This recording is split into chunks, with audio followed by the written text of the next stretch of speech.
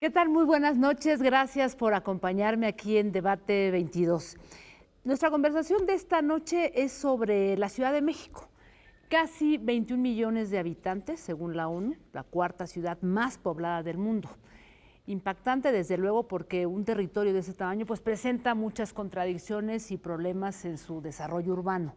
Problemas que todos los días experimentamos quienes vivimos en esta megalópolis de movilidad, problemas de medio ambiente, escasez de agua, un encarecimiento de la vivienda por la corrupción que ha permitido la voracidad de las inmobiliarias que pasan por encima de los vecinos y algo inaudito, un absoluto descuido en los servicios y en la infraestructura urbana.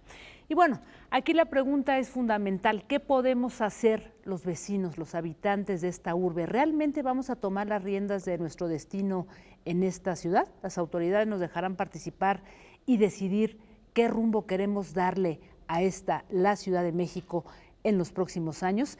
Bien, pues para hablar sobre este tema me acompañan tres grandes invitados. Muy buenas noches, gracias por estar con nosotros. Empiezo por ti, Pablo Gaitán. Tú eres doctor en Ciencias Sociales, también tienes una maestría en urbanismo y ahora estás pues muy vinculado con todos estos temas de desarrollo pues urbano, vecinal. Estás en la plataforma 066. 06600. 06600, ¿no? 06000. 06000. Sí. Perfecto. Alejandro Velázquez Zúñiga, muchísimas gracias. Gracias. Tú eres pues abogado y estás muy vinculado con todos los barrios, las colonias pueblos originarios de la Ciudad de México, un tema del que poco se discute. El doctor René Coulomb, un gran urbanista, sociólogo y pues muy involucrado en todos estos temas de los que estamos hablando esta noche. Bueno, yo quisiera comenzar, poner la pregunta sobre la mesa. Han sido, digamos, unos 15 años, si no me equivoco, más o menos, ¿no?, de un desarrollo urbano intensivo, despiadado, ¿no?, que ha propiciado todos estos problemas que he mencionado hace un momento. ¿Dónde estamos parados hoy por hoy, doctor? Me gustaría que nos hiciera muy brevemente, digamos, que este diagnóstico que nos ha llevado a pensarnos en una ciudad tan compleja como la Ciudad de México. Es un momento interesante. Yo creo que, ¿por qué? Pues dramático también. Yo creo que el modelo, que ya tiene más de 15 años, pero que se ha agudizado, sí, por distintas razones, que sería demasiado tiempo explicarlo, pero es un hecho que observamos tensiones mucho más fuertes de las que conocimos hace 15 años todavía, ¿no? Efectivamente el tema, pero no es el único, digamos, de lo inmobiliario y del encono, del conflicto entre los intereses del capital inmobiliario financiero y los intereses como la ciudadanía, los vecinos, los habitantes, piensa defender, digamos, su bienestar, sus intereses inmediatos, se ha agudizado muchísimo. Y yo creo que, para adelantar algunas posiciones mías, no todo, aunque sí esté presente, se debe a la corrupción, a corruptelas, digamos, ¿no? Hay un problema de fondo. Esta ciudad se tiene que rehacer, lo queramos o no. ¿Rehacer? Sí. ¿Eso es posible? Porque, no, claro que siempre es factible. Si uno ve la historia de esta ciudad, para no remontarnos a Tenochtitlan, veremos que sí podemos hacer muchas cosas. No, la ciudad es siempre dinámica, es un ente vivo, dinámico, en constante. Hay obsolescencias, o sea, sobre todo de lo edificado, hay cambios demográficos muy, muy importantes.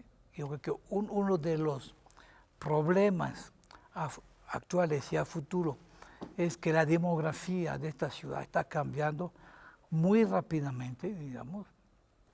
Hay cambios económicos brutales que ponen en cuestión la sostenibilidad económica de esta ciudad. Hemos perdido la industria.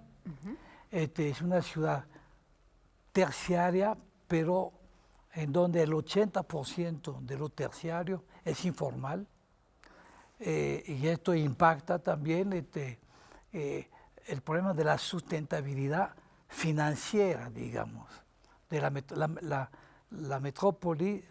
Después hablaremos de esto. Claro. Porque el problema es, Jacaranda, para terminar, es que un asunto que nos está causando muchísimos problemas, y ya estamos en un parteaguas que ya no podemos seguir como estamos, es que seguimos hablando de una Ciudad de México que en realidad es el 40% de la superficie y de la población de la ciudad real, que es la metrópoli. Eso nos está generando un problema de gobernabilidad, porque la gran mayoría de los problemas, agua, drenaje, medio ambiente, movilidad, etcétera, los grandes problemas de la Ciudad de México nunca los vamos a poder enfrentar, menos resolver, si no es a escala de la metrópoli. Macro. A ver, ese es un tema importante. A ver, está diciendo que el 40%, digamos, de lo que consideramos como Ciudad de México es, digamos, que solamente una parte, es lo que dice el doctor Pablo. O sea, ¿de qué estamos hablando? Porque a mí me gustaría hablar también, hay un tema que tiene que ver con la densificación de esta Ciudad de México, ¿no? Una concentración en el centro que ha venido a partir de una serie de políticas que se ha venido estableciendo a lo largo de, pues digamos que estos 15 años, ¿no? Yo ponía estos 15 años porque ciertamente sí vemos que la ciudad creció desde el centro, ¿no? Uh-huh. Bueno, primero, totalmente de acuerdo con este diagnóstico del doctor Coulon, pero para abundar más al respecto y tratando de responder a tu cuestionamiento, en primer lugar también un reto que tenemos tanto los especialistas como el gobierno, como la sociedad en general, es crear también nuevos conceptos. Efectivamente, se tiene que pensar de manera distinta y actuar sobre la ciudad desde la noción de metrópoli, pero yo diría más bien, citando a un sociólogo francés también, Escher, que él plantea la noción de metápolis, es decir, la ciudad está más allá de este espacio diferenciado con definiciones jurídicas de frontera, porque cualquier movimiento, cualquier transformación, cualquier política pública de desarrollo urbano tiene que tomar en cuenta la gran ciudad que hoy es compuesta. ¿Estamos hablando de la periferia? No solamente de la periferia, sino de los estados circunvecinos. Morelos, Puebla, Querétaro, Estado de México, que componen la gran metápolis desde mi punto de vista. En esta metápolis, efectivamente, estamos frente al reto de volverlos sostenibles. Y ¿Se puede volver sostenible? Digamos, por lo menos en términos utópicos, desde mi punto de vista, hay un deseo de una ciudad mejor, de una ciudad que se sostenga no solamente económicamente, sino ambientalmente, y también en su diversidad cultural y social, porque hay una serie de capas sociales efectivamente distintas, si no determinadas por la cuestión económica como la informalidad o el sector servicios, sí tiene que ver con una serie de economías locales, por ejemplo. Hay economías locales en los barrios tradicionales urbanos de la ciudad, como Tepito, La Morelos, la Colonia Juárez, o también hay economías locales en los pueblos originarios circunvecinos, o la economía constante y flotante protagonizada por los migrantes indígenas de distintos grupos. Como es un tema importante, tenemos que hacer una muy breve pausa, pero yo me quiero quedar con esa reflexión para ir contigo después, Alejandro, porque, a ver, ciertamente estamos hablando de esto que le llamas tú la metápolis o la megalópolis, ¿no? En donde tenemos que considerar un territorio que va más allá de lo que entendemos por Ciudad de México. ¿Dónde quedan los barrios las colonias, estas culturas originarias, ¿no? Que yo la verdad no sabía la cantidad, digamos, que existe justamente en esto para comprenderlo en el debate. Así es que vamos a hacer una pausa y regresamos.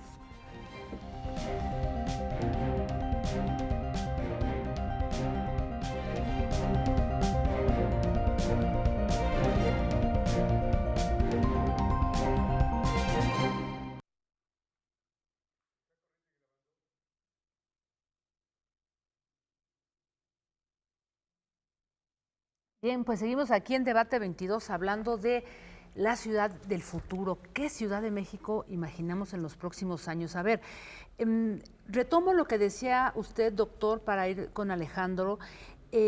Toda esta problemática que hoy por hoy tiene que ver con, digamos, algo muy sencillo que tiene que ver entre los intereses del capital, ¿no?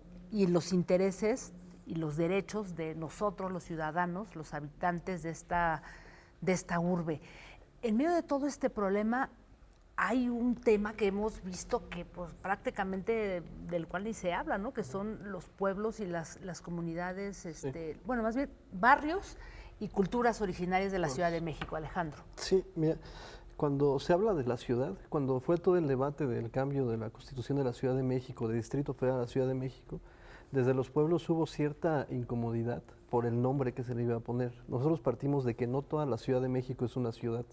De hecho, gran parte del territorio del que nosotros consideramos Ciudad de México es suelo de conservación, suelo ecológico, que le pertenece o que está dentro del territorio de los pueblos y barrios originarios o de núcleos agrarios, ejidos y comunidades.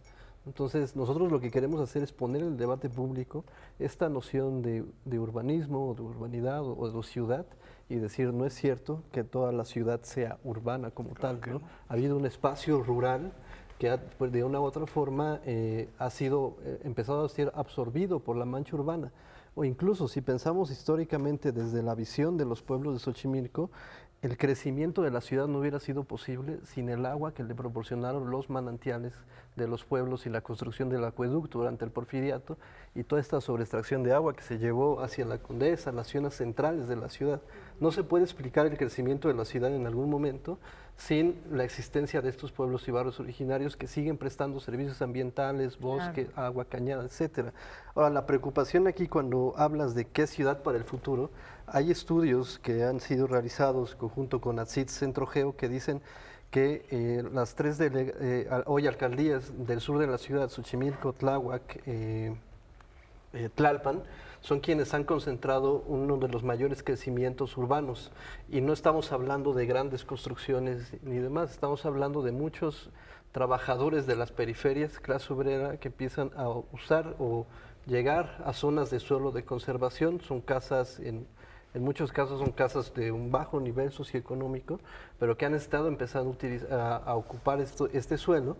Y el estudio es contundente, dice, en los próximos 15 años, si sigue esta tasa de crecimiento, el suelo de conservación de estas tres delegaciones podría desaparecer por completo, ¿no? Esa es realmente una de las mayores preocupaciones, porque no solamente es hablar de pueblos y barrios originarios, sino lo que están resguardando estos pueblos, no están resguardando finalmente... A nivel ambiental, o sea, cultural y ambiental. Están resguardando la propia existencia de la ciudad.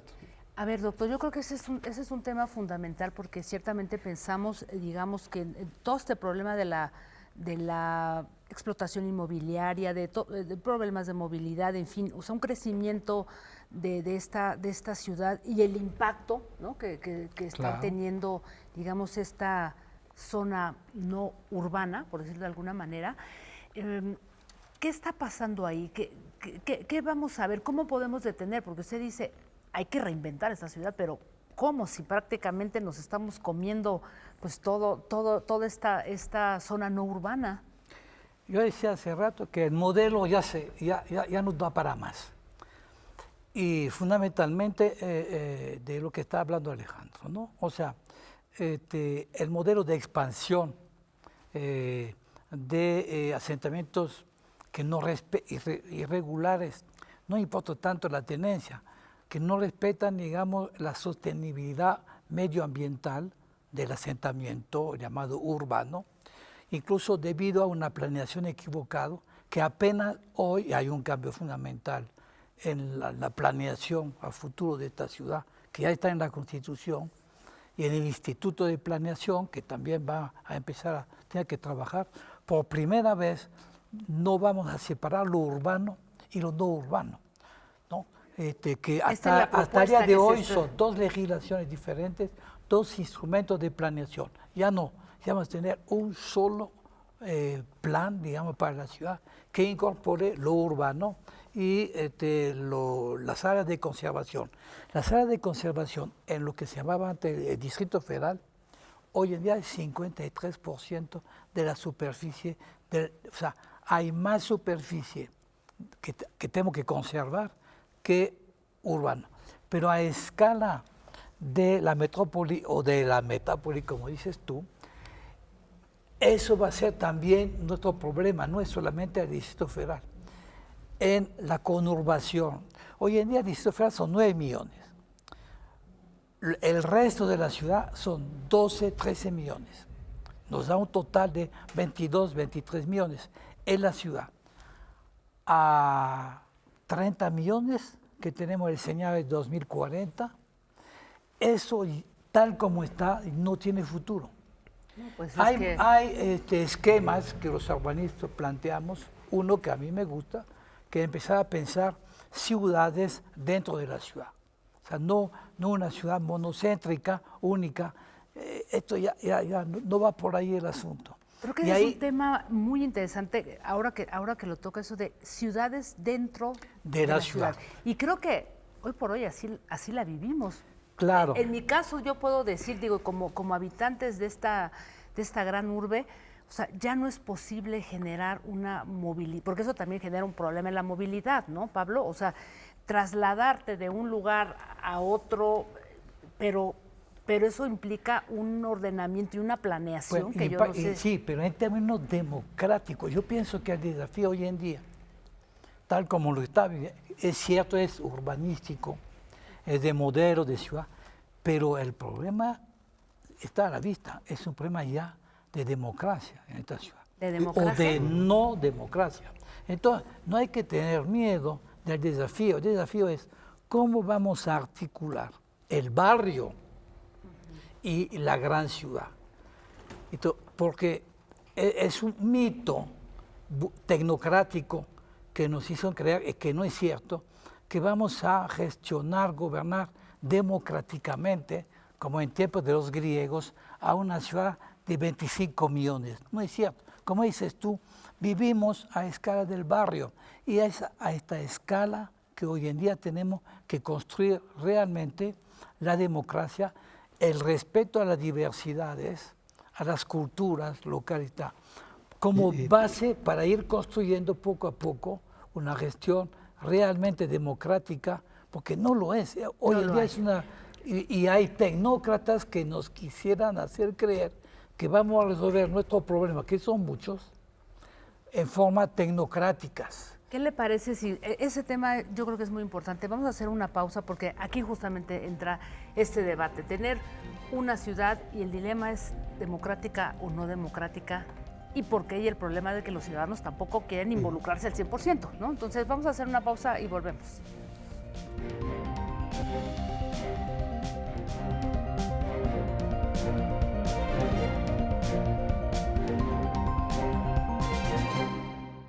Bien, pues regresamos con este programa La Ciudad del Futuro. Y antes de irnos a la pausa, la pregunta sobre la mesa es, ¿transformar esta ciudad es un asunto de si la hacemos o no, o la asumimos como democrática o no democrática? Muy brevemente, ¿qué estamos entendiendo por esto, Pablo?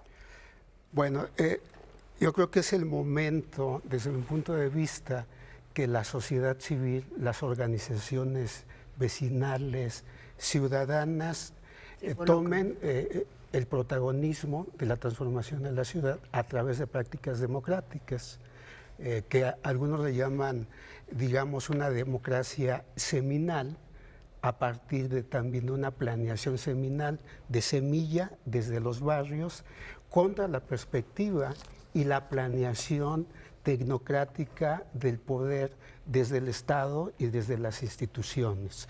Hoy día esta posibilidad de esta confrontación, digamos, en términos de práctica y de propuestas de planeación hacia el futuro de la ciudad, nos la está dando hoy día la discusión de dos leyes que están en estos días. En estos días, que la próxima semana es muy definitoria, está la ley de planeación y la creación del Instituto de Planeación y Prospectiva, por un lado, y por otro lado, la ley de participación ciudadana, en donde tanto la Asociación de Desarrolladores Inmobiliarios como el partido hegemónico de la ciudad están tratando de contener, de detener, de sabotear la participación democrática.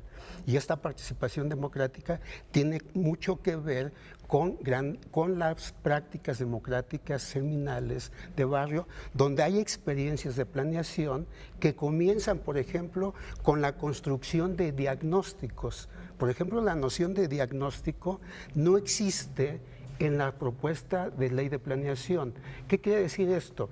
Que los vecinos de un pueblo, de un barrio, de una colonia, de una unidad habitacional, tienen conocimiento de sus problemas a nivel local, pero que también por su vivencia pueden conectarlo con el asunto global de la metápolis, por ejemplo, el tema del agua, el tema de la movilidad, que es muy importante porque la movilidad, por ejemplo, se piensa de manera centralizada, es decir, de atraer a los trabajadores que viven en la periferia y que han extendido, digamos, han tenido que protagonizar la extensión del territorio urbano con todos sus problemas hacia modelos, por ejemplo, de movilidad pensados desde la centralidad metropolitana, es decir, 3 o 4 alcaldías de la ciudad, Miguel Hidalgo, Benito Juárez, Cuauhtémoc, etcétera, etcétera. A ver, déjame tocar este punto que es muy importante. Muy bien, tú dices, es el momento en que las organizaciones vecinales, los ciudadanos, los vecinos, tomen una acción fundamental. Pero en mi experiencia, como la de muchos vecinos que estamos involucrados, los propios comités ciudadanos y los consejos de los pueblos han estado infiltrados por intereses partidistas, intereses políticos, y es imposible decir, no queremos esta construcción, estamos en contra, digamos, de la gentrificación, estamos en contra de que nuestro barrio se esté convirtiendo en una zona llena de restaurantes, de Airbnb, etcétera, etcétera. No hay manera de participar. Alejandro. Sí, creo que lo que está implícito en el debate de las dos leyes es que entiende cada uno de los sectores por participación, ¿no? Porque por una parte las propuestas que están en el gobierno de la ciudad pareciera que participar es dar una opinión. Exacto. Y esperar a ver si te hacen caso o no las autoridades respecto a esa opinión, es decir, no es vinculante. Lo que uno espera de la participación es una participación desde el inicio, precisamente desde el diagnóstico a la ejecución, la planeación, la evaluación de eso. Ese es un proceso participativo amplio, pero eso está ausente en las dos propuestas, iniciativas de ley, ¿no? Y precisamente la preocupación es que ya quieren aprobar el lunes la ley de participación ciudadana sin un debate amplio de cómo vamos a evitar que los comités ciudadanos, o como ya les llaman en la nueva ley, se llaman comités de participación comunitaria en esta nueva propuesta, qué candados vamos a ponerles para evitar los errores de la ley de participación ciudadana que estuvo en el 2010. Todo ese debate ya no se va a poder llevar a cabo porque la línea es el lunes 12 de agosto se tiene que aprobar esta ley como sea, ¿no? Y fue porque perdieron un juicio, ¿no? Ahora, yo creo que este primer congreso de la Ciudad de México, ¿no?, tiene digamos que un reto muy importante con esta ley de participación ciudadana, la creación de este instituto de planeación. ¿Ve usted realmente la posibilidad de que hay voluntad política, hay voluntad de que esto realmente sea una ley de participación y un instituto de planeación para transformar las cosas, doctor? Yo suelo decir a esta pregunta, siempre contesto que los políticos no tienen voluntad. O sea, no existe la voluntad política. No va por ahí. La democracia la vamos a arrancar del poder. O sea, no es una dádiva, no la regalan. Es un error pensar que los diputados o incluso el gobierno, el que sea, bondadosamente regala la participación. Hace varios años, tomando un café ahí en lo que era la Asamblea Legislativa, discutiendo en 2010 la nueva ley de desarrollo urbano, se me acercó un diputado y me dijo una cosa tremenda. Y me dijo, doctor, más participación, menos gobierno. ¿Estamos de acuerdo? Es lo que piensa alguien que tiene el poder. La participación es quitar el poder al gobernante. Entonces, esto lo vamos a conquistar. Yo creo que hoy en día está bien, tenemos que pelear leyes, pero tenemos que pelear instituciones, democratizar a lo más que se pueda las instituciones. Con o sin ley, no importa. Yo creo que el Instituto de Planeación, les voy a leer algo que me parece importante. Una de sus atribuciones es la siguiente: promover, convocar y capacitar a la ciudadanía y organizaciones sociales para participar en todas las etapas de los procesos de planeación, todas las etapas del diagnóstico, etc.